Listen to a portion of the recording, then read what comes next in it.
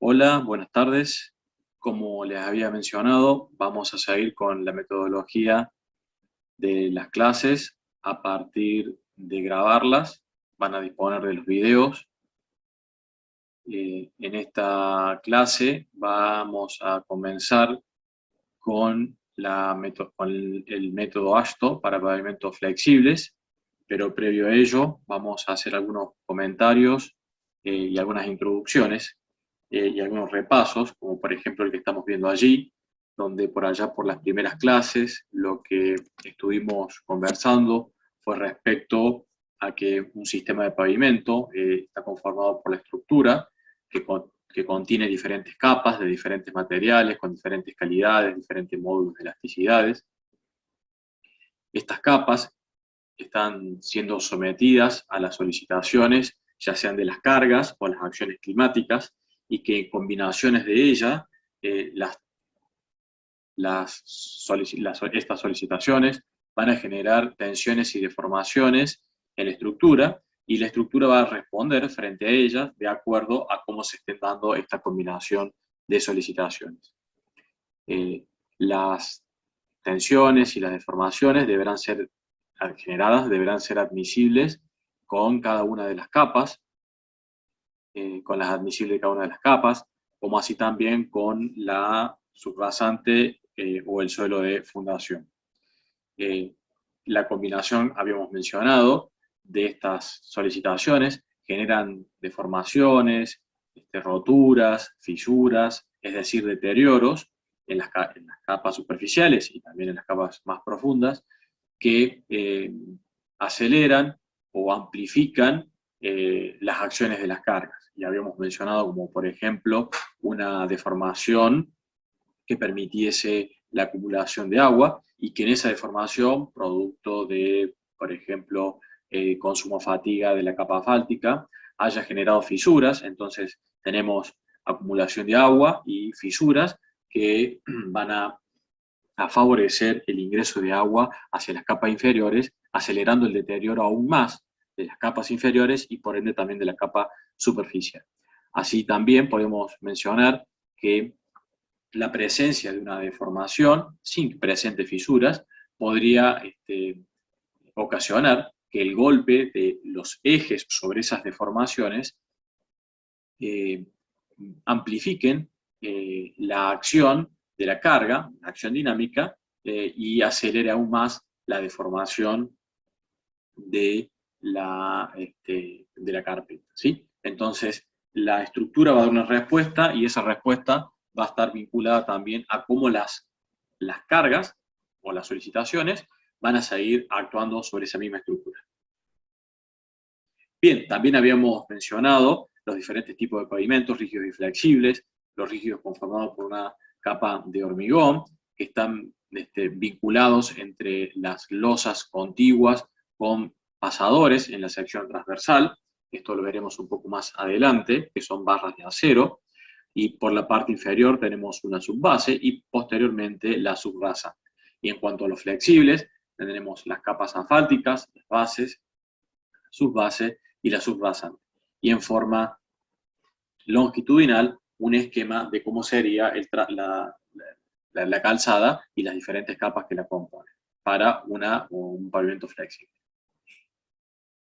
Bien, si graficamos en un eje de coordenadas el estado del pavimento, midiéndolo de alguna manera, no hemos mencionado, pero hay distintos índices en el cual podemos medir el estado, es decir, cómo es la situación del deterioro del pavimento en un determinado tiempo, ¿sí? Entonces eso lo llamamos el estado de la evaluación estructural y la evaluación superficial de la calzada y estructural del pavimento. Si ese estado, a medida que va transcurriendo el tiempo, en el eje de las X, es evidente que por las acciones de la carga va a tender a disminuir, es decir, las solicitaciones van a ir deteriorando o consumiendo la capacidad estructural y superficial de la vía y va a tender a disminuir ese estado si lo vamos midiendo en el tiempo. Esto lo que muestra es que diferentes capacidades estructurales, ¿sí?, obviamente mayores, van a permitir una mayor duración en el tiempo del estado estructural, ¿sí? Es decir, dispondrá de una mayor capacidad de permanecer con condiciones satisfactorias en un tiempo más prolongado bajo las solicitaciones.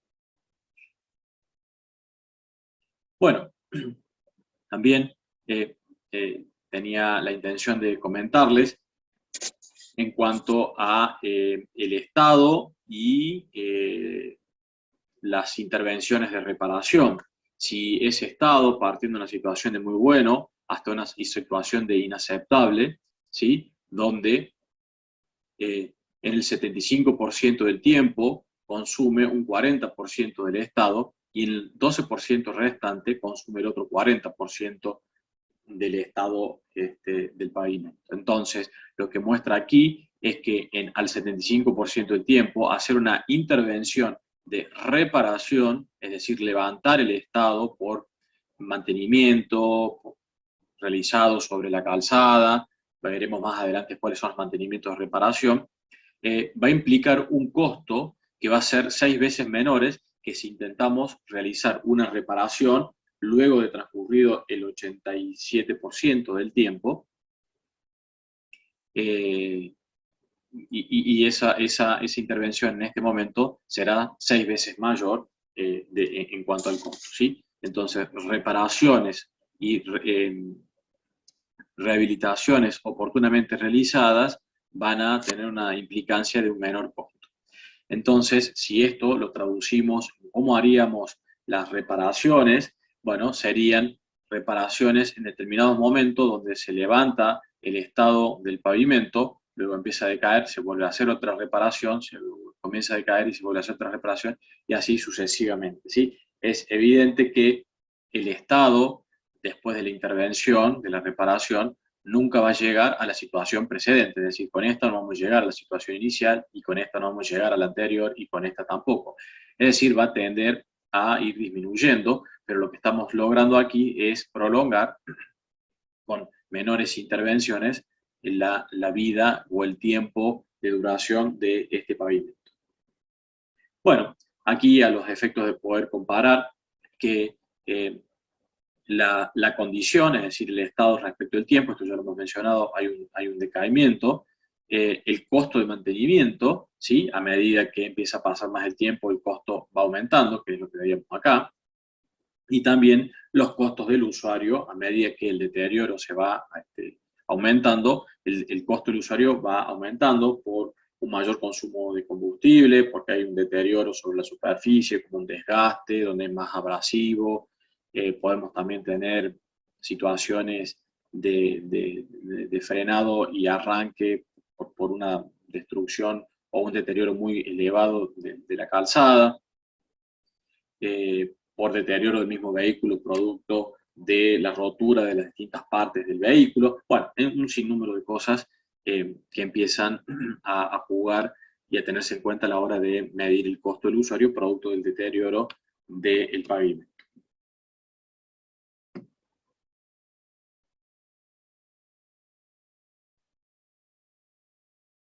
Bien, comenzando con lo que es el método ASTO.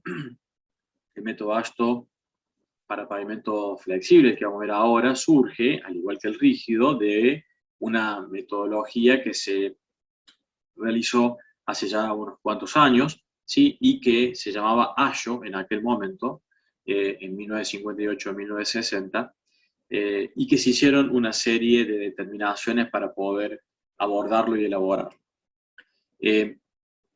Vale aclarar que un resumen de este método está subido en Autogestión, donde tienen allí todo lo que vamos a ver ahora, las distintas partes, todas las tablas que vamos a ir viendo, necesarias para realizar cálculos que van a ser usados a la hora de realizar los prácticos, incluso en los parciales prácticos de cálculo de pavimento flexible por método ASTO y rígido más adelante. Bien, como les comentaba, este método fue un ensayo que se realizó a gran escala en pavimentos. En esos ensayos a gran escala se realizaron secciones de pavimento rígido y flexible. Vamos a ver ahora una imagen. y se fueron evaluando distintas configuraciones de carga y espesores de calzada, de base y subbase. Es decir, hicieron un gran pavimento con diferentes secciones rígidas y flexibles, y en cada una de ellas también iban variando los espesores de las capas, de las cargas, de las bases, etc. Como les decía, también se estudiaron hormigón, pavimentos rígidos, pavimentos de hormigón, simple y armado, y el objetivo central fue desarrollar relaciones entre las cargas de tránsito aplicadas a estructuras de pavimento y su pérdida de serviciabilidad para diferentes espesores de pavimento. Es decir, el método buscaba medir cuánto de la serviciabilidad se iba perdiendo a medida que las cargas iban transitando sobre los pavimentos, y los pavimentos estos tenían diferentes configuraciones de estructura. Y la serviciabilidad, vamos a ver cómo hicieron para medirla y qué significa.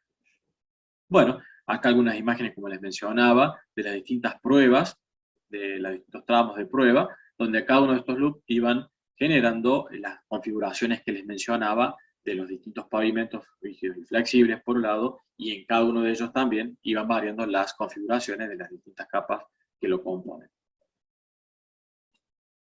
Bueno, acá tenemos un ejemplo donde tenemos un tramo flexible y un tramo rígido, y por ello, por este loop circulaba la carga, el tránsito. Bueno, esto lo que intenta mostrar es para tomar magnitud de cuáles eran los equipos disponibles en aquel entonces, por allá por 1960, con los cuales se construían estos loops, ¿sí? Esto va a hacer referencia después, no solamente en cuanto al equipamiento, sino en algunos otros aspectos que los vamos a ir mencionando, pero cuáles serían las limitaciones que dispone o que tiene un poco esta metodología. Bueno, algunas imágenes más del equipamiento utilizado para, en este caso, la distribución de la mezcla fáltica, la colocación de la mezcla fáltica en aquel momento. Y luego, la simulación del tránsito. En realidad no es una simulación, es un tránsito, pero estaban las cargas convenientemente ubicadas y distribuidas en forma bien correcta sobre cada uno de los ejes de los vehículos que hacían transitar, ¿sí? O sea, estaba sumamente acotada la carga y la distribución de la carga en cada uno de los ejes.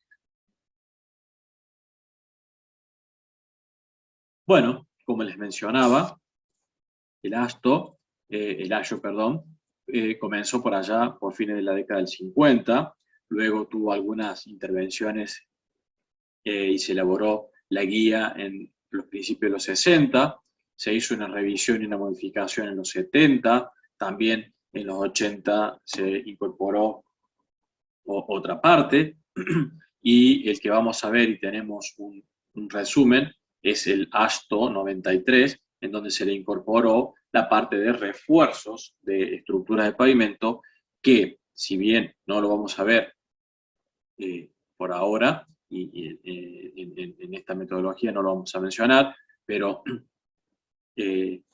para hacer un comentario, los refuerzos son la colocación de capas estructurales, como por ejemplo una mezcla fáltica, o también puede ser una capa de hormigón, sobre una estructura ya existente, y porque es necesario realizarlo a partir de un deterioro evaluado, superficial y de estructura del pavimento, y por ello requiere la restitución estructural donde se le incorpora esta capa de refuerzo en la parte superficial. Repito, puede ser una capa asfáltica o una capa de hormigón que se le coloca a partir de la evaluación que les decía recién, estructural del paquete, y por ello lo necesita. Luego se abordó y se confeccionó la siguiente parte de la guía, o la siguiente evolución de la guía, que ya recibe otro nombre. Algunos aspectos están en desarrollo y en calibración. Ya no tiene tanto que ver con una metodología de cálculo proveniente puramente de la parte empírica, es decir, de realizar un ensayo a gran escala, como las fotos que veíamos recién.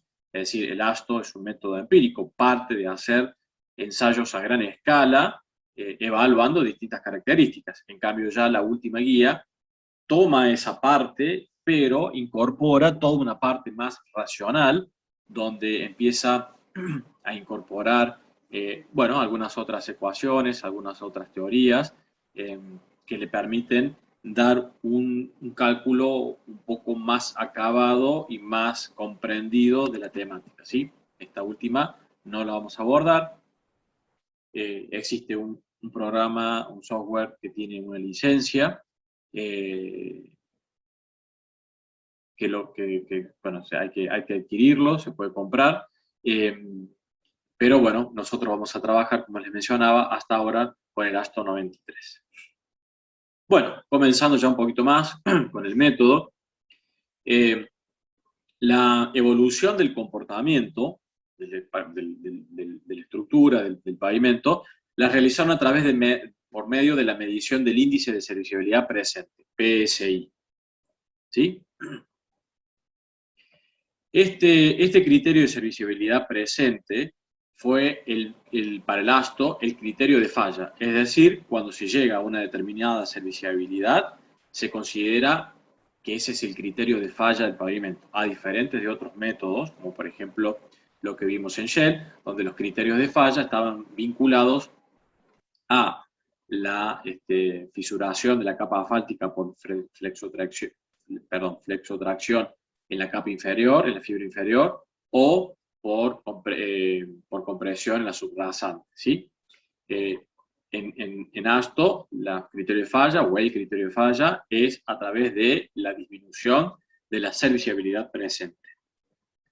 Este índice es un índice de la comodidad y seguridad que percibía el usuario al transitar por el camino, ¿sí?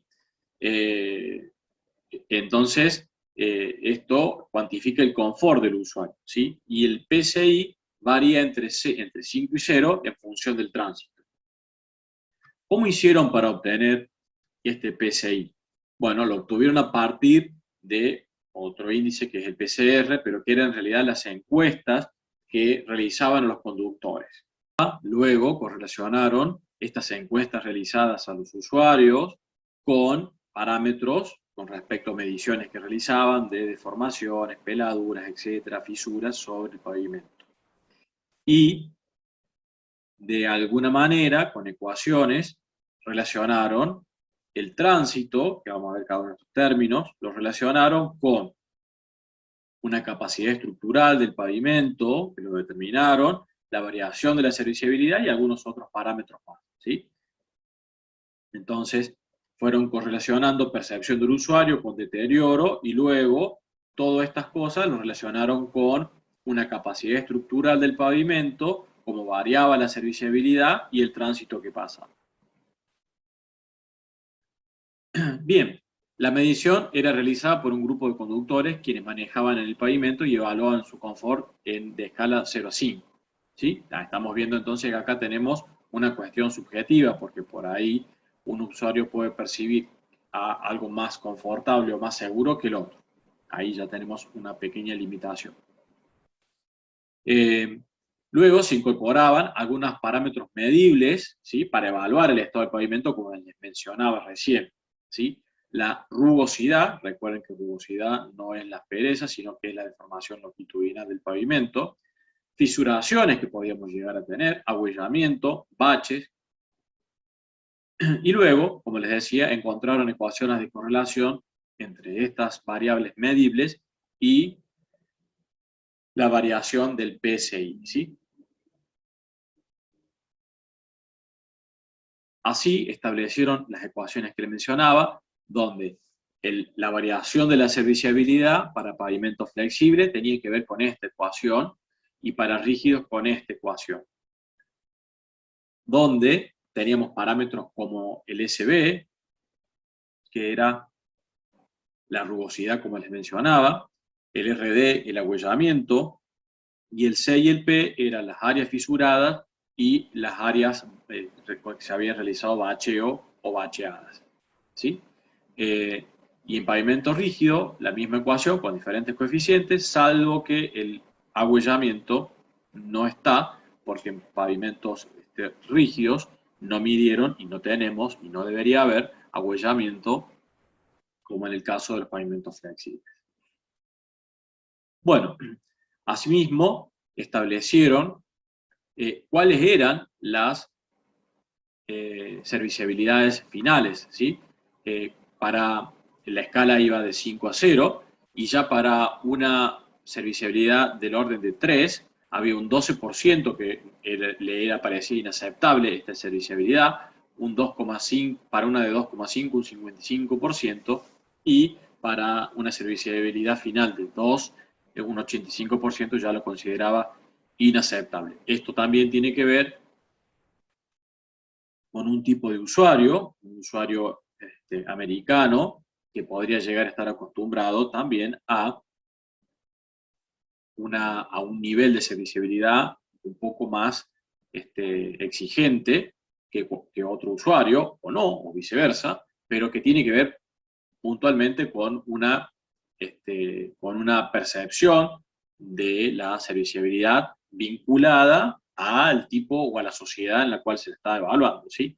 ¿Esto por qué lo menciono? Porque, bueno, posiblemente en algunos otros países una serviciabilidad del 3% fuese más baja, ¿sí? Eh, eh, y en las otras también, ¿sí? Es decir, admitirían serviciabilidades finales un poco más inferiores, pero bueno, eso no ha sido evaluado, es un comentario para tenerlo presente. Bueno, así como veíamos el índice de estado, ¿sí? Se evaluó de forma muy similar la serviciabilidad, y a medida que iba transcurriendo el tiempo, la serviciabilidad iba decayendo, ¿sí? Con alguna, esto es una ecuación esquemática, una gráfica esquemática, pero con una variación y una pérdida de la serviciabilidad en pavimentos flexibles, y en rígidos se encontraron que era un poquito más prolongado, dependiendo de algunos aspectos, y establecieron para este tiempo una forma de caída, ¿sí? Más adelante, similar a la de pavimento flexible. Lo que intenta mostrar acá es que esta serviciabilidad estaba dada para una combinación de capas, y que esas capas de materiales tenían ciertas calidades y que tenían ciertas posibilidades de brindar una capacidad en función de cómo estaban conformadas esas capas, y lo que evaluaron es que si a ese conjunto de capas se le modificaban las condiciones, es decir, se las mejoraba, aumentaba esa capacidad estructural de ese conjunto de capas, la capacidad estructural la denominaron SN. Si a ese número SN lo aumentaban, producto que mejoraban las capas, y bueno, era posible obtener esta familia de curvas donde iba atendiente a aumentar el tiempo en el cual se lograba o se llegaba al índice de serviciabilidad final que se buscaba y que era el criterio de falla. Es decir, mejorando la capacidad estructural, estas curvas se iban haciendo paralelas hacia la derecha, extendiendo ese tiempo. Bien, continuando entonces, la evolución del método, las distintas ecuaciones que se fueron elaborando con los años y con la profundización del estudio. Esto es meramente informativo. La última ecuación es la que está, digamos, utilizando el método, que veremos cómo lo aplica, pero las anteriores son, como les mencionaba, las que se fueron construyendo, en donde se nota la ausencia de algunos parámetros, a diferencia de la última, donde está un poco más completa, y vamos a ver qué son cada uno de esos parámetros. Bien, les decía entonces, la ecuación esa es la última, donde intervienen distintos parámetros, siendo el W, el número de ejes equivalente, los llama eje equivalente porque establece un eje patrón de 8,2 toneladas, 18.000 libras, por eso lo llama W18, y el ISAL son los ejes equivalentes, la designación de los ejes equivalentes. Veremos cómo se calculan y cómo son, digamos, las características de un eje o de los distintos ejes respecto del patrón. Establece una desviación estándar, en donde ya no deja valores promedios o valores únicos dentro de la metodología, como las ecuaciones anteriores, sino que establece una confiabilidad en función de una distribución de resultados asociadas a un comportamiento, como puede ser un comportamiento de tipo gaussiano, y entonces, les decía, establece las características probabilísticas dentro de la ecuación. Una desviación estándar para todas las variables, nuevamente también incluye esto para todas las variables, la parte estadística, la variación de la serviciabilidad, el delta PCI, como les mencionaba, el módulo resiliente de la subrasante, vamos a ver cómo lo obtiene y de qué se trata,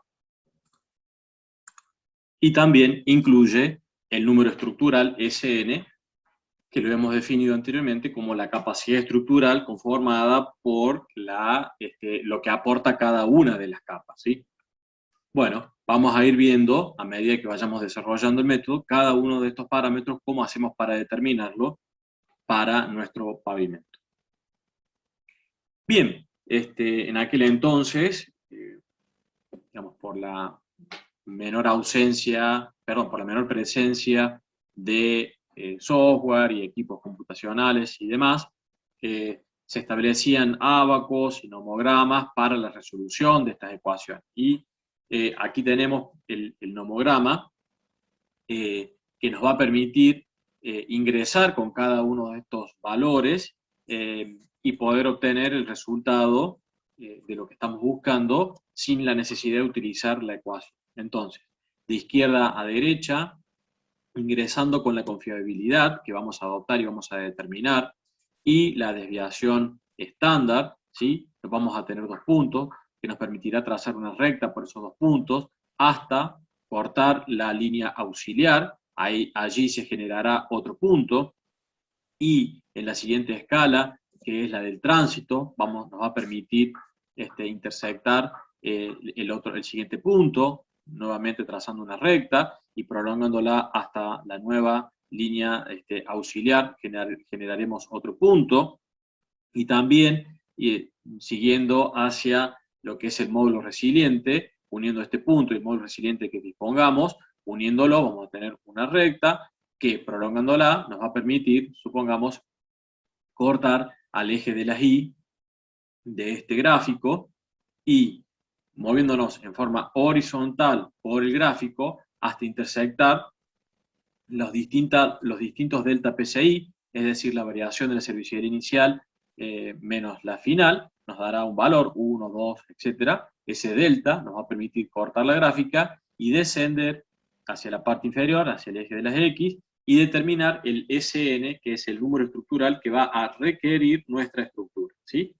Es decir, que introduciendo este conjunto de parámetros nos permite determinar a través de este mecanismo cuál es el número estructural necesario para poder resistir las solicitaciones de carga de ejes equivalentes que va a estar sometida la estructura.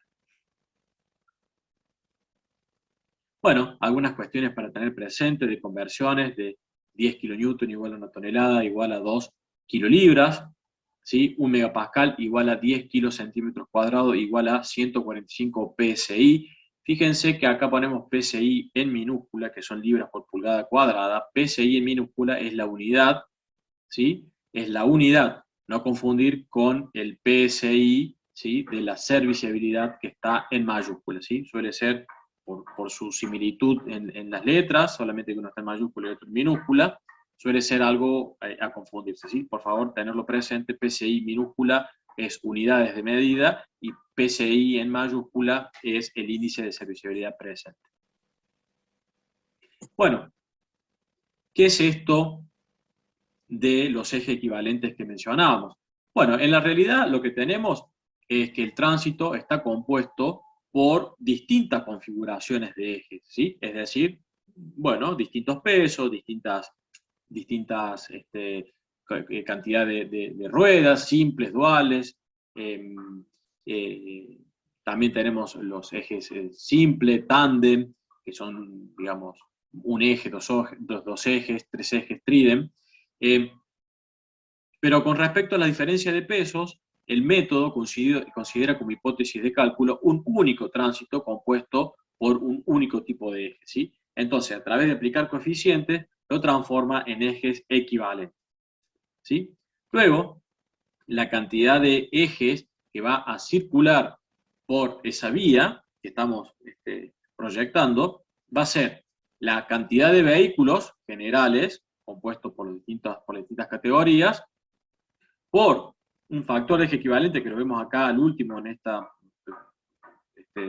estos productos, aquí al último, va a transformar los ejes de cualquier tipo en ejes equivalentes, ¿sí? Y los siguientes factores son factores por sentido, que vamos a ver que tiene, factores por carril y factores por crecimiento para llevarlo al año de diseño que estamos buscando. Bien, veamos algunos de estos factores y cómo se determinan, ¿sí? Bueno, lo que decíamos recién, que vamos a convertir el tránsito mixto en ejes simples equivalentes a 80 kN, ¿sí? Esta equivalencia está basada, vamos a ver ahora un poquito más, en la pérdida de serviciabilidad medida por el Ayo, allá por los principios del método, en efecto destructivo. Es decir, cualquier tipo de eje es llevado al eje patrón en función del efecto destructivo que produce el otro eje respecto del patrón, ¿sí? Entonces, para decirlo en forma criolla, como sabemos decir en clase, es que si un eje es más liviano que respecto al patrón, producirá un efecto destructivo menor, con lo cual los coeficientes serán en su mayoría menores que 1. Y si el eje que pasa es mayor al patrón, bueno, el efecto destructivo será mayor, con lo cual el coeficiente será mayor a 1, donde mayorará la cantidad de ejes. Y para esto tenemos tablas como las que vamos a ver en un ejemplo un poco más adelante. Entonces, por definición, el factor de eje equivalente tiene que ver con un número de repeticiones de carga, patrón, que es del eje simple, que produce el mismo deterioro, o sea, la pérdida de serviciabilidad, que un determinado eje con cierta carga específica, ¿sí?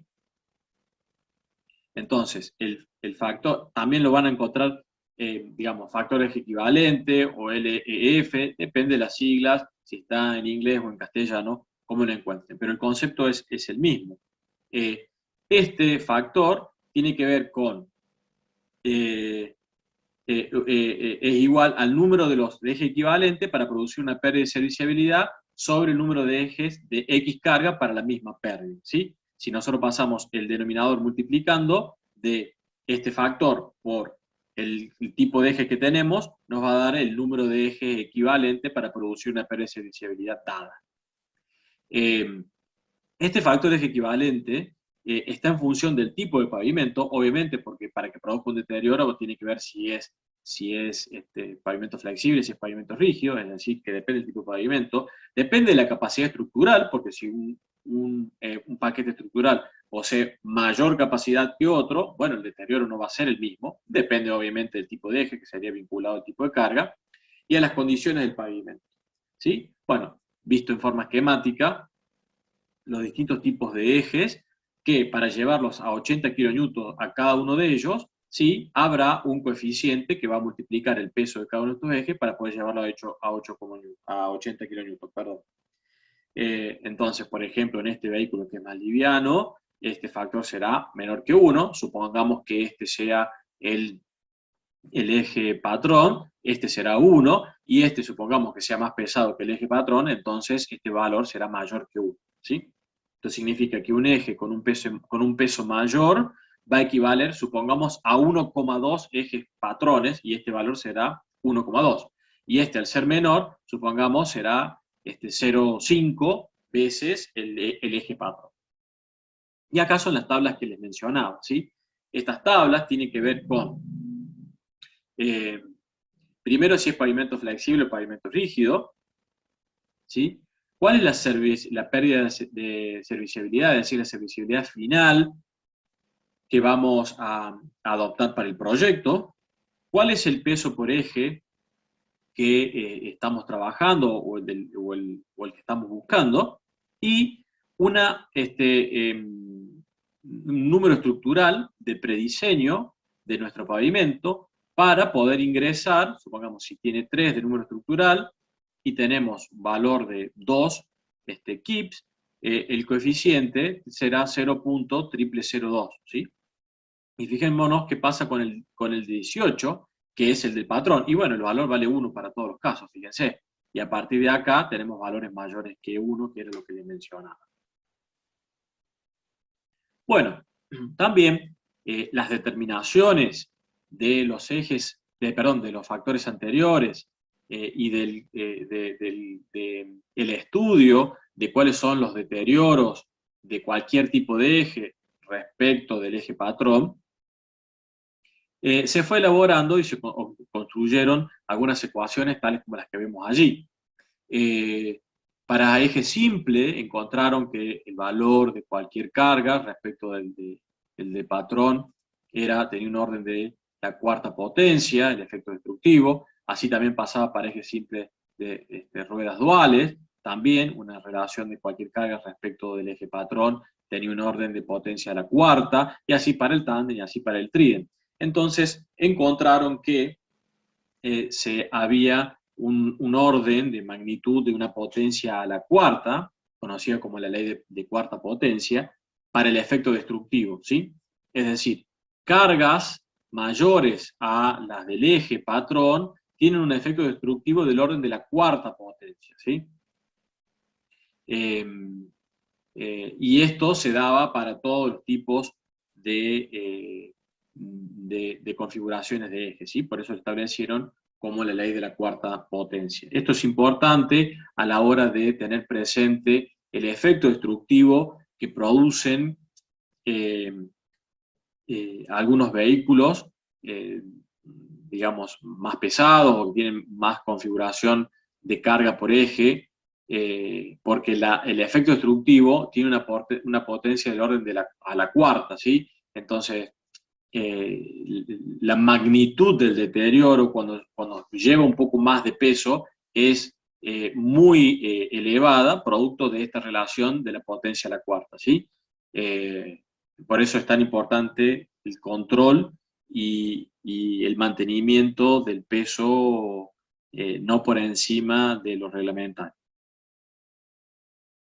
Bueno, continuando con los distintos factores que intervienen en volvemos un segundo, multiplicación de los distintos factores para obtener los ejes equivalentes, tenemos número de vehículos, el factor de eje equivalente que dijimos recién, y nos faltaban estos 3 de acá del centro: sentido, carril y crecimiento. Entonces, ahora vamos a ver unos de ellos, que es el factor por sentido, ¿sí? El factor por sentido, ¿qué tiene en cuenta? Bueno, cuando se hace un censo de tránsito, se determina tantos vehículos en ambos sentidos.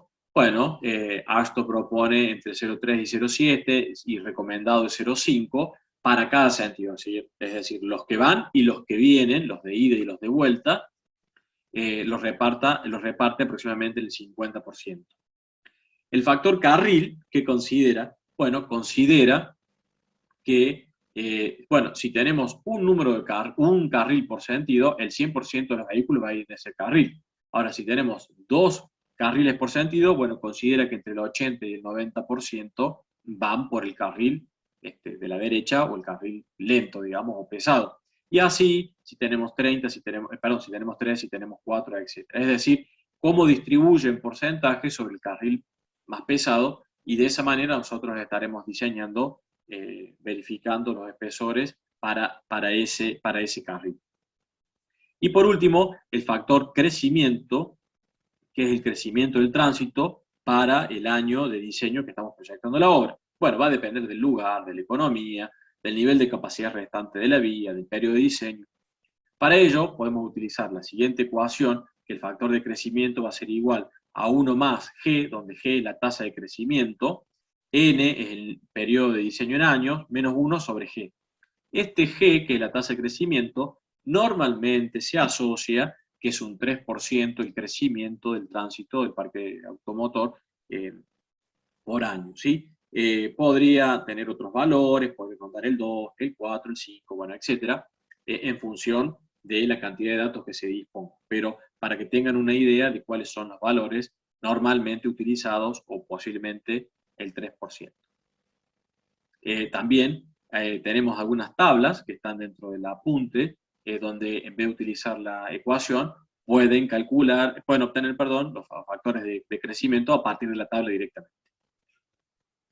Bien, en cuanto a la confiabilidad, R, que era el parámetro de la izquierda que ingresábamos en el nomograma, es la probabilidad de que el pavimento se comporte tanto funcional y estructuralmente satisfactoriamente durante toda su vida o en el periodo de diseño, ¿sí? Resistiendo a las condiciones de tránsito y medio ambiente dentro de dicho periodo, ¿sí? Es decir, cuán confiable va a ser nuestra estructura, qué confiabilidad le vamos a dar. La capacidad funcional va a estar en función de la calidad de rodadura, de la fricción superficial, de la geometría para la seguridad, del aspecto estético, y la capacidad estructural en función de las cargas de tránsito, las condiciones ambientales. ¿Cómo vamos a determinar esta confiabilidad R? Bueno, en función de cuál es la clasificación funcional de la vía, si es autopista, si es arteria primaria, si es secundaria, si es local o vecinal, y la ubicación, si es urbana o rural. Y nos da un cierto rango de confiabilidad. Normalmente trabajamos con el promedio del intervalo, pero podría ser en función de los datos estadísticos que se dispongan de la zona o de la empresa constructora, de acuerdo a los tipos de obra que construya, etcétera, se podría adoptar algún otro valor distinto del promedio del extremo.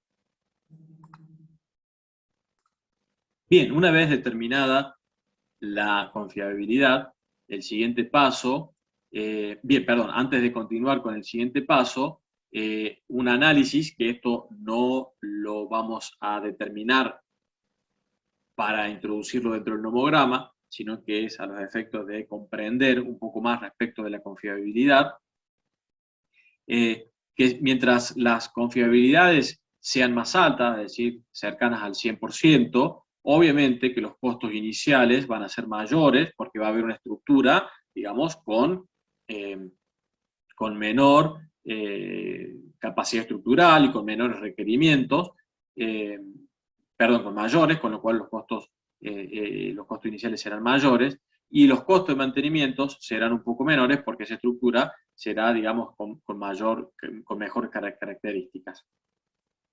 Luego, la sumatoria de los costos iniciales y los costos de mantenimiento nos van a dar los costos totales, obviamente, y habrá un valor óptimo en el cruce de los costos iniciales y los costos de mantenimiento que nos permitirán tener el costo total mínimo, ¿sí? Si bien esto nosotros no lo vamos a introducir dentro del nomograma, es importante tenerlo presente a la hora de evaluar y de la construcción de algún proyecto o de algún proyecto para alguna obra.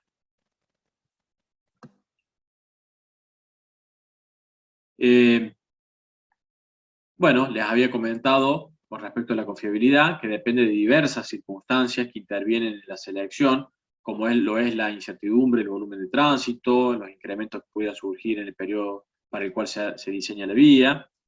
Tenemos la desviación estándar normal, que representa el rango de la variación de la predicción del tránsito en el periodo seleccionado, es decir, la confiabilidad que adoptemos nos va a permitir tener presente o determinar un ZR. Si bien esto, el ZR, no ingresa dentro del nomograma, pero si trabajásemos con la ecuación, podríamos llegarlo a tener presente.